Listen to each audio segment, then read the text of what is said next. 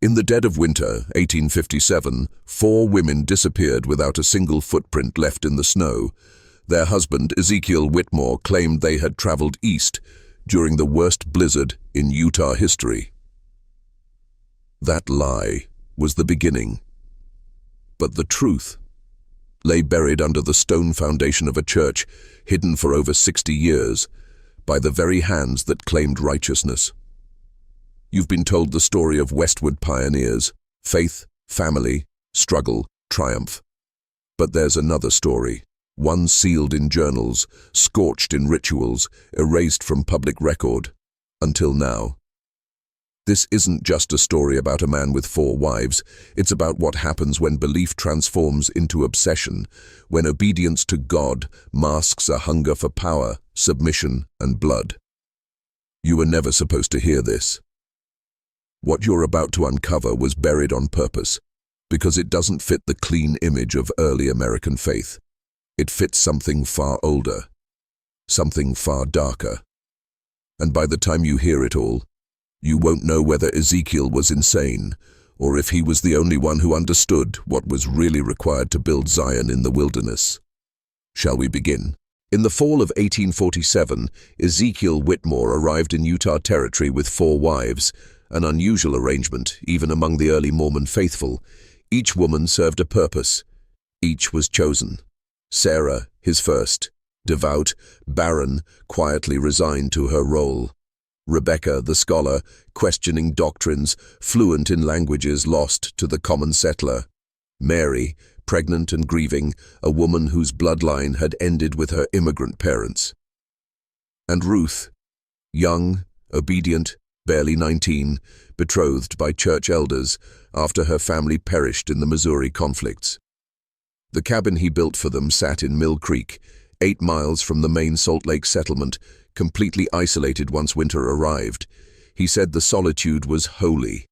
Others said it was strategic. By December, their log home was fortified, partitioned, each wife in her own room. Visitors described the family as blessed, unusually harmonious, almost unnaturally so. But Bishop Curtis, a trusted church elder, saw something else. 4 women finishing each other's sentences, eyes dull with something deeper than devotion.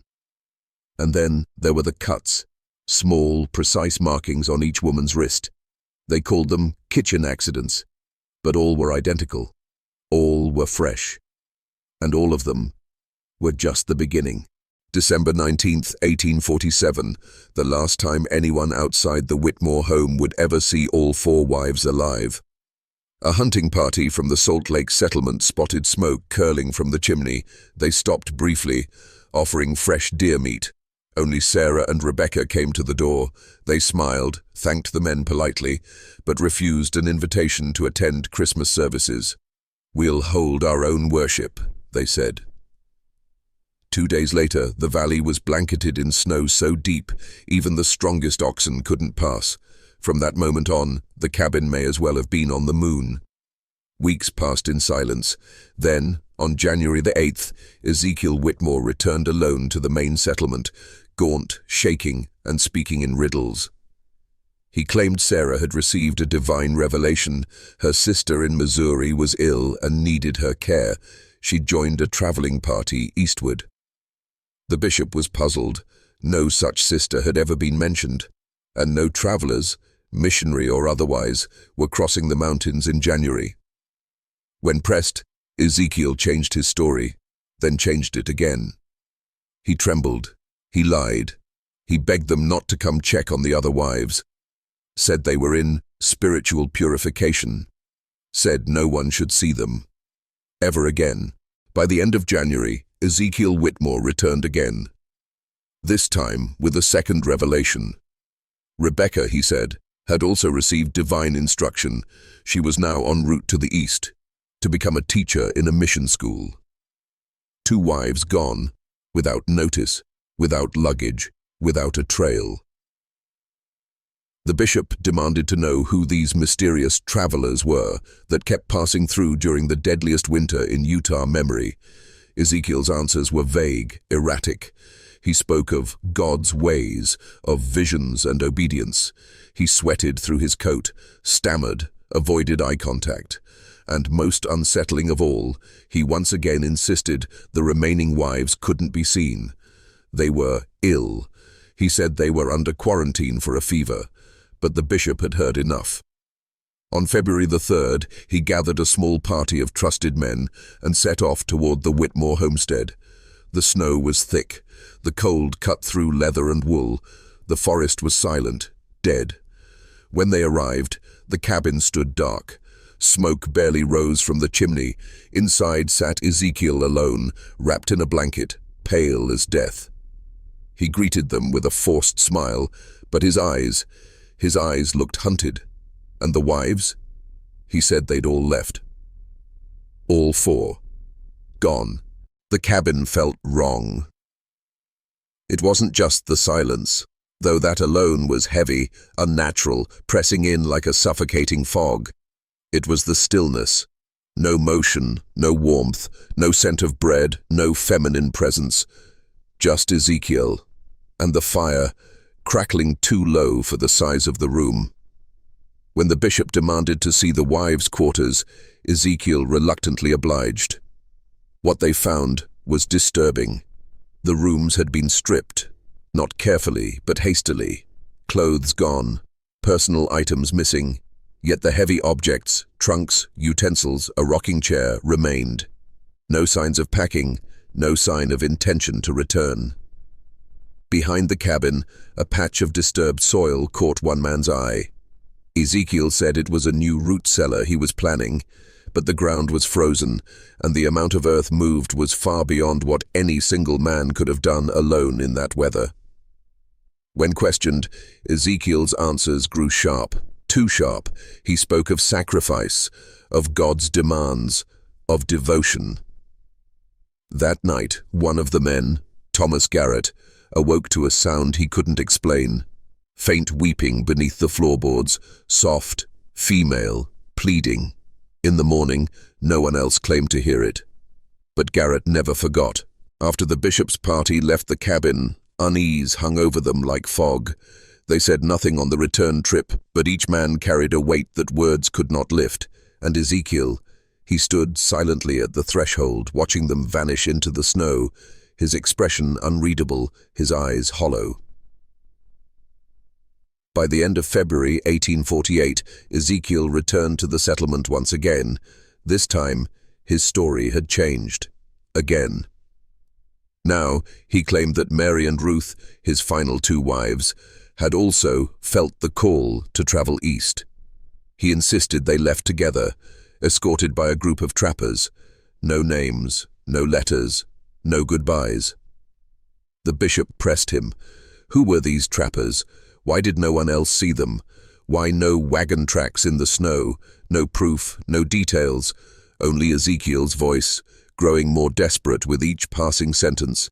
And once again, he warned the bishop not to visit, claimed the cabin was under a spiritual fast, that God demanded isolation, that interference would break the sacred bond. But it was no longer a matter of spiritual guidance. It was a question of human life and death. The bishop made a choice. He would return to that cabin, and he would bring the truth into the light. February 3rd, 1848. The snow was deep and the cold brutal, but Bishop Curtis gathered 5 trusted men and set out toward the Whitmore cabin. The terrain was merciless. Steep hills, bitter wind, silence broken only by the crunch of boots over frozen earth. What they found would haunt them forever. Ezekiel was alone. The fire inside barely warmed the space, and the cabin, once lively with the activity of 4 wives, was eerily still. No laughter, no movement, no signs of feminine presence. Curtis asked again, where were the women? Ezekiel replied, eyes wild and voice cracking, that they had all left. Mary and Ruth had gone east, following Sarah and Rebecca. He claimed they had taken their belongings and gone with trappers. Again, no names. But when Curtis inspected the rooms, something was wrong. Yes, Personal items were missing, but heavy furniture and household tools remained. What woman fleeing across the wilderness leaves her cooking pots, but takes her Bible? Then they found it, the disturbed earth behind the cabin. A wide patch of soil dug through the frozen ground. Ezekiel claimed it was for a root cellar, but the size, the shape, it was a grave. And somewhere beneath that frost-covered earth, truth waited to scream. They stayed the night. Not because they wanted to, because they had to. The journey back in the dark through wolf-haunted hills was suicide, so the 5 men, seasoned pioneers all, bedded down in the Whitmore cabin. None of them slept. The silence was unnatural. The fire crackled, but the walls felt watchful. Every creak in the timber, every gust of wind outside sounded like something more. And then, just past midnight, Thomas Garrett, one of the visitors, heard it. Weeping. Faint, soft, and coming from beneath the floorboards. He froze. He strained to listen. It wasn't the wind. It wasn't his imagination. It was a woman's voice. Sorrowful, desperate, muffled. In the morning, he told the others. Most dismissed it. One said it must have been dreams. But Garrett, he knew what he heard. And he was not the only one who woke with a feeling they would never shake. Breakfast was cold preserves, no fresh bread, no milk, no evidence of any woman's hand in that home for weeks. Before leaving, Curtis made a private mark in his journal. There is death in this place, and deception. Brother Whitmore walks among the living, but his house is filled with ghosts. Something had happened, something terrible. Spring came late that year. The snow, thick as silence, slowly melted, revealing the rot beneath. And with it, Bishop Curtis returned to the Whitmore cabin, no longer as a guest, but as an investigator. What he found shattered what little hope he had left. The cabin was abandoned. Dust blanketed every surface. Beds unslept in, fires long gone cold. The rooms that had once belonged to Sarah, Rebecca, Mary, and Ruth were stripped, but not with care, hastily, like someone had pretended to pack for them. But Curtis saw what Ezekiel had overlooked. A loose floorboard. Beneath it, Rebecca's journal. Its final entry, written in a trembling hand, chilled his blood. He says we must all make the ultimate sacrifice for the eternal family, but I fear his revelations come from a darker source than heaven. Outside, near the root cellar Ezekiel claimed to be expanding, Curtis saw the disturbed earth. It stretched wider than any food pit. The soil was unnaturally loose, and as the bishop's fingers brushed the top layer, they caught on something, a strip of fabric, torn, soiled, and unmistakably feminine. The truth whispered from the ground itself. Something sacred had been desecrated, and Ezekiel Whitmore was gone, vanished like a ghost. They tried to bury it, literally and spiritually. Bishop Curtis, now burdened with evidence of a horror too great for the public to grasp, faced the impossible. What was buried beneath that cabin wasn't just bodies. It was doctrine, twisted. Ritual fire pits behind the home, set in symmetrical patterns. In their ashes, pages charred black, but not erased. Phrases like blood atonement and eternal sealing through sacrifice surfaced among the burnt scraps. Not Mormon canon. Something far older, darker. Inside the cabin, hidden in Ezekiel's chamber, Curtis found notebooks. Not sermons, but obsessions. Ezekiel had been writing, cataloging, decoding, combining Mormon scripture with esoteric lore. He called it the principle of ultimate consecration, and he believed his wives were chosen for a divine ritual, one that would open a path to celestial godhood through blood and obedience. The bishop wept alone in the woods that day. He knew what this meant. If the world found out, the church would be destroyed, not by persecution, but by the truth. Curtis burned what he could, hid the rest, and when he returned to Salt Lake, he gave only silence. But silence has its own echo, and it always returns.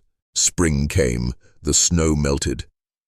But Ezekiel Whitmore was gone, vanished, without a trace, as if the mountains had swallowed him whole. No tracks, no letters, no witnesses, only the cabin, empty, and the things left behind. The church acted swiftly, quietly.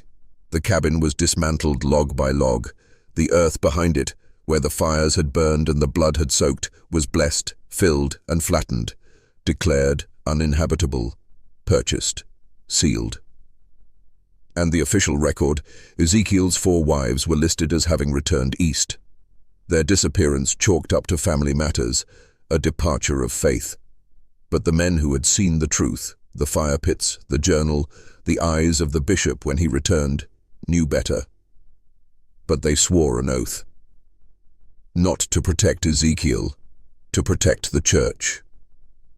Because the truth threatened everything: plural marriage, divine revelation, the entire foundation of Zion. The whispers among the elders were clear: better to bury a sin than destroy a kingdom. Years passed. The land remained untouched, but people talked. Some said Ezekiel still roamed the wilds, a prophet of madness. Others claimed his ritual had opened a gate and that he hadn't vanished, but been taken. Either way, the church never looked for him, because they knew what they'd find. In 1920, 72 years later, the past clawed its way back. A new meeting house was being built just south of Salt Lake, on what had once been Whitmore land. The church had long since purchased the property, rebranded it, buried its secrets. But the soil remembered. During excavation, construction workers hit something solid, deeper than a root cellar should have been. At first they thought it was stone, then they saw the shapes. Stacked bones, human bones, 4 skeletons, all women, all buried with care, arms crossed, rings still on fingers. And beside one, a leather-bound journal half-rotted, still legible in parts. The church was called immediately. Within hours, leaders arrived, halted construction, and cordoned off the site. No police were notified, no press. The discovery was declared a historical family grave, and the workers were paid to keep silent. The journal fragments were taken, so were the bones. But one man kept a page. It contained a phrase, written over and over in a trembling hand: "We were never meant to survive the revelation." And under it, the same sentence in 4 different scripts: 4 women, 1 truth. The church buried the site again. But whispers spread like wildfire. Some truths will not stay dead. They tried to erase him. Ezekiel Whitmore's name was struck from most official records by 1921. Church historians called it a clerical error. His cabin dismantled. His descendants, if any, denied the connection. But the journal page that escaped, passed from hand to hand in secret, spoke of a final ritual, a sealing not of love, but of obedience through death. In that faded handwriting were chilling details: blood markings, synchronized chants, dreams that felt more like commands than visions. Rebecca had written, "He says the Lord speaks through him now, but I see no God in his eyes, only fire."